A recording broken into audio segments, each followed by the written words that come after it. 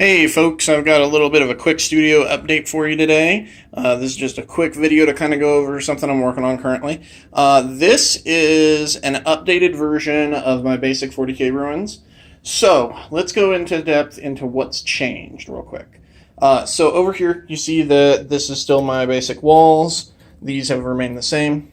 We've also got these two buildings here and then this third building here. These are still the same. And just to give you a highlight of how they look from the inside, right there. Now, I'll go into the changes and also some new additional pieces I'm working on right now. And just showing you this one real quick. These are, if you've seen my videos before, these are the basic same designs. Always they're a little slight bit different because, handcrafted and all that. But these are, the basic same designs. Now, what's changed is that I am no longer doing 3 of these in the order. Reason why is I lowered the price of the sets because of mass producing them, and I did have a lot of success with that. But the thing I figured out is that mass producing 3 of this building is murder on my hands. It is just so hard to grip the knife and get those cuts perfect, and then you're going in and you're doing 8 windows per building, and I just did a 6 set run, and by the time I got to my personal set, I was just because this is my personal set, I'm finally going to be playing some Kill Team and some 40K on my table with this set. It was killing me. My hands were cramping like crazy. I was just getting calluses. So I decided to redesign it a little just to be a little bit easier. People can still purchase a lot of these if they want, but also with the current rules of 40K, these 2 new buildings are going to replace the 2 that I had before. First, I know ITC, you need a lot of bottom floor line of sight blocking. So, you see that they both have solid walls. Not just to save my hands, but because ITC actually requires it. You've got this big window right here. This one does not have any windows. So I think that'll be a nice added feature. Now, you do have the 1 door, but otherwise, that is pretty much just a standard building ruin. This one, though, has a little single floor kind of cubby hole in the back right here. So I changed it up. It also keeps the set has a little bit more variety now.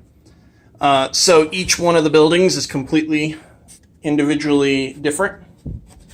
And I think that is going to make the set a lot more appealing to the average person. Because, you have, it's not just 3 cookie cutters of that one. Which, I had done that for simplicity's sake. Building it in one set's fine. Mass producing a ton of them, not so great. Then we also have over here, the wall is a lot taller now, because I did that because you've got a lot of big units running around now. And to give you an idea of how tall, here is a Necron Warrior. So yeah, I'm fairly certain you can hide most of a Wraith Knight behind that. And that's the point of that. These 2 pieces are also slightly redesigned. And what I've done is before, the wall would come up and then this piece would connect to it. But in practice, it was just really slow for me to do that. So instead, what I've done is I've just had the top sits on top of it. You can actually see the crease line right here. Cover it up with the sand grit a little bit. But that just makes it go faster. It also makes the transition smoother. So after painting, it'll be really hard to notice that. So that's the changes there. And then you have these glorious new things. This is the first added pieces that I'm adding to the set. These are aimed at Kill Team, just to be sort of like some small scattered pieces, but they can be used in your regular tabletop just as well.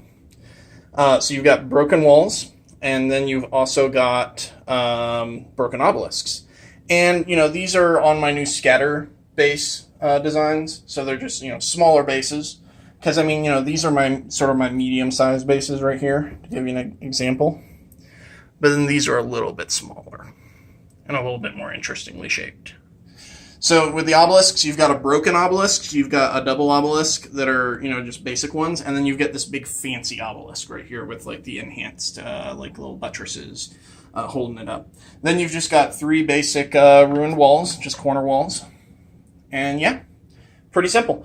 I'm also going to be designing some walkways to add to the set.